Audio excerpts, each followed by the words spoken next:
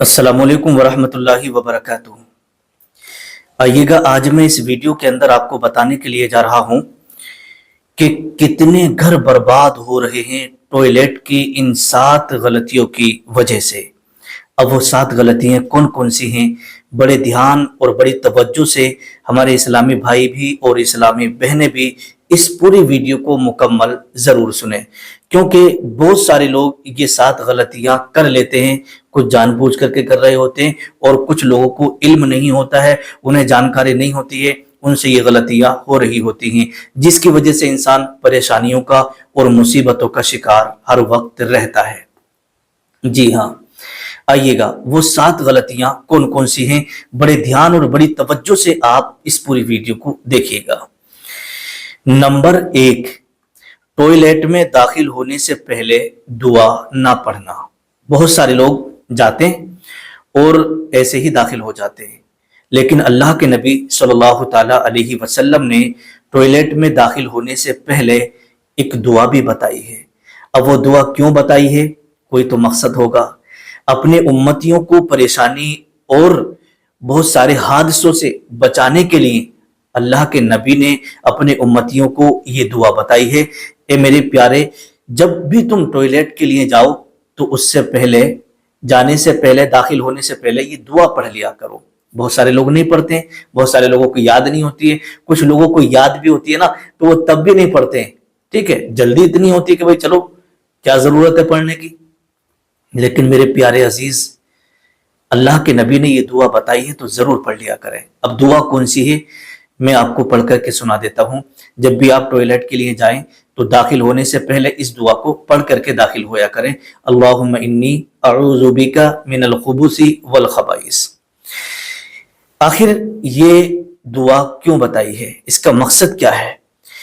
तो इस दुआ के अंदर ये बताया गया है कि ए अल्लाह, मैं पनाह मांगता हूं तेरी खबीस और खबीसनी से, क्योंकि टॉयलेट के अंदर खबीस लोग रहते हैं, गंदे लोग रहते हैं ना, और खबीसनी रहती हैं।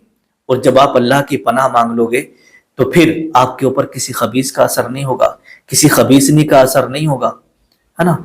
आपने देखा होगा कि छोटे छोटे बच्चे हैं या घर के अंदर लड़कियां हैं या कोई बड़ा भी है, तो घर के अंदर जो है अचानक से किसी के ऊपर भी आसेबी असर हो जाता है, किसी जिन्नात का असर हो जाता है, किसी खबीस का असर हो जाता है।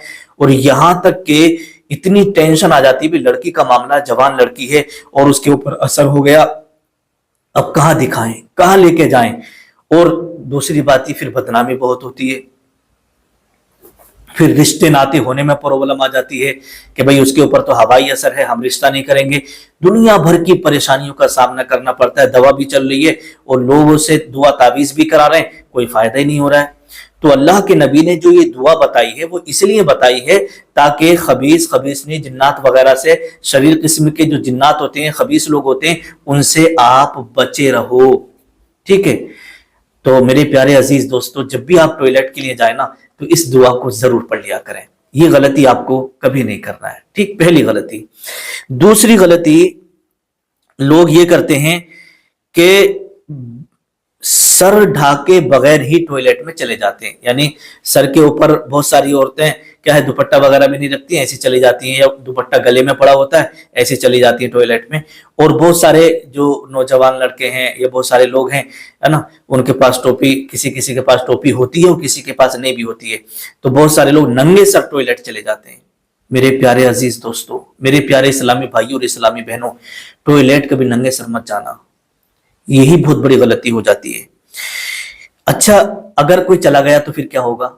आपके जहन के अंदर ये वाली बात भी आ रही होगी कि हजरत, अगर हम नंगे सर जाएंगे तो फिर इससे क्या हमें नुकसान होगा, क्या हमारा इसमें क्या हरज है?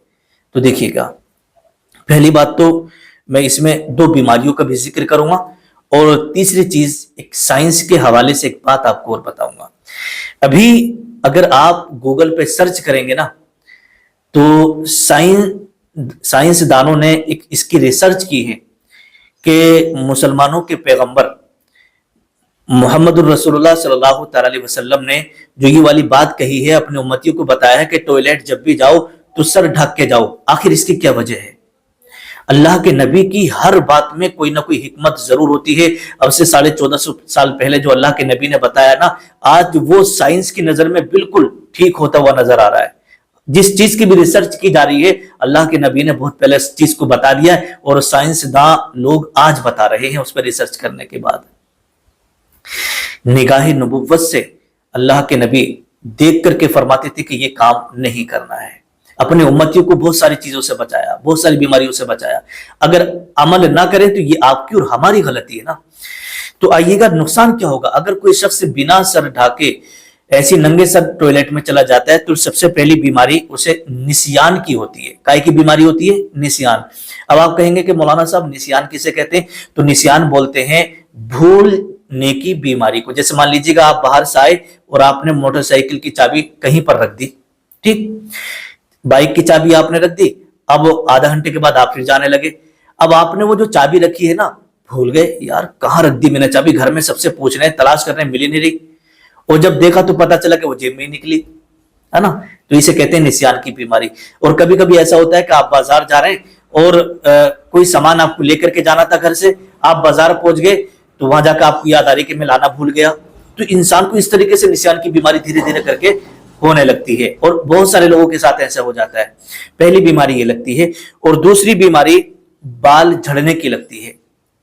ٹھیک ہے، اب یہ مت سمجھیے گا کہ بھائی ہم تو ننگے سر جاتے ہیں، ہمارے تو آج تک بال نہیں جھڑے، اللہ نہ کرے، ٹھیک ہے.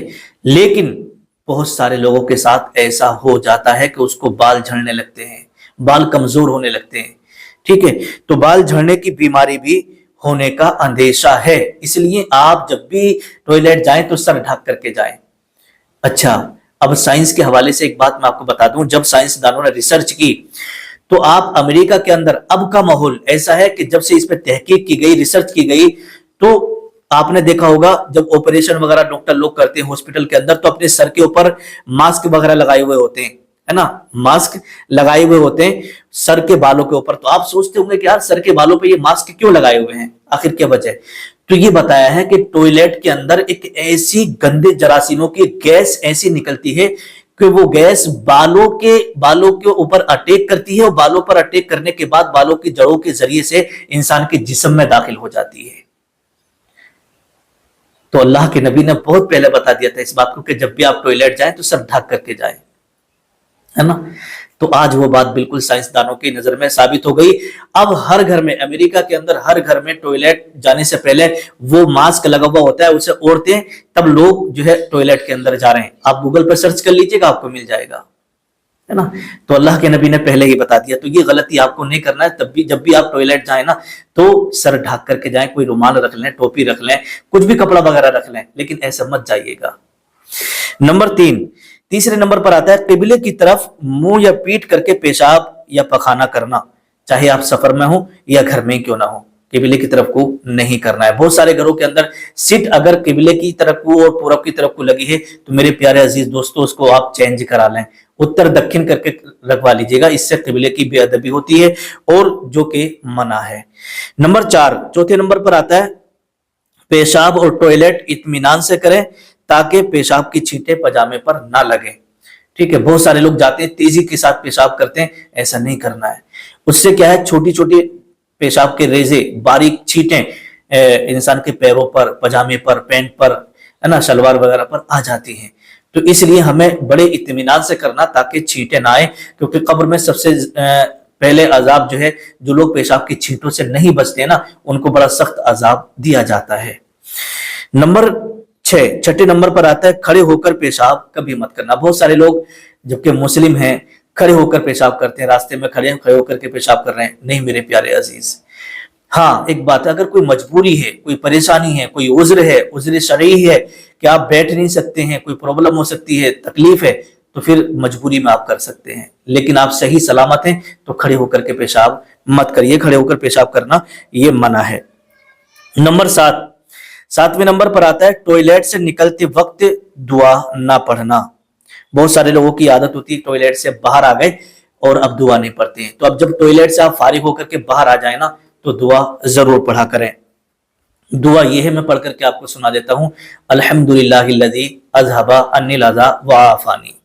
ٹھیک ہے، آپ نے دیکھا ہوگا کہ بہت سارے لوگ दवा खाते हैं तब जाकर के उन्हें पेशाब उतरता है। बहुत सारे लोगों की नल की लगी हुई होती है, बहुत सारे लोगों को टॉयलेट और पेशाब की बड़ी दिक्कतों का सामना करना पड़ रहा होता है, वो अल्लाह को याद कर रहे होते हैं। अल्लाह ने आपको सही सलामत रखा है, तो आप जब भी आप टॉयलेट से बाहर आए ना, तो फिर इस दुआ को जरूर पढ़ लिया करें। इस दुआ को पढ़ने से जो है ना, यूं समझिएगा कि आपकी जिस्म को भी सुकून मिलेगा, और आप ये अल्हम्दुलिल्लाहिल्लज़ी अज़हबा अन्निल अज़ा व आफ़ानी, है ना, कि जो हमारी परेशानी थी, जैसे जाहिर सी बात है किसी को जोर से टॉयलेट लग रही होती है, वो कितना परेशान होता है, उसे कुछ भी समझ में नहीं आता, बड़ी दिक्कतों का सामना करना होता है, और जब वो फारिग हो जाता है तो उसे कितना इत्मीनान और सुकून हासिल होता है ना। तो उसी को कहा है, अल्लाह तेरा शुक्र है कि परेशानी से तूने आफियत अता फरमाई, हमें राहत अता फरमाई। बहुत सारे लोग दवा खा करके पेशाब कर रहे हैं और तब भी उन्हें पेशाब नहीं उतरता है। आप उन्हें देखिएगा, जब उन लोगों को आप देखेंगे ना, तो इस दुआ को आप जरूर पढ़ेंगे। तो ये गलती आप मत करिएगा। 7 गलतियां हैं जो मैंने बताई हैं मेरे प्यारे अजीज दोस्तों, मेरे प्यारे इस्लामी भाइयों, इस पर आप अमल जरूर करिएगा। मुझे उम्मीद है इस वीडियो को सुनने के बाद आपके ईमान में ताजगी पैदा हो गई होगी, और आज से फिर आपने भी इरादा जरूर कर लिया होगा कि इंशाल्लाह हम इस पर अमल जरूर करेंगे। ठीक है, जो लोग इस पर अमल करेंगे वो नीचे कमेंट में जरूर लिखिएगा कि हजरत इंशाल्लाह आज के बाद हम इन चीजों को फॉलो करेंगे। अस्सलामु अलैकुम व रहमतुल्लाहि व बरकातुहू।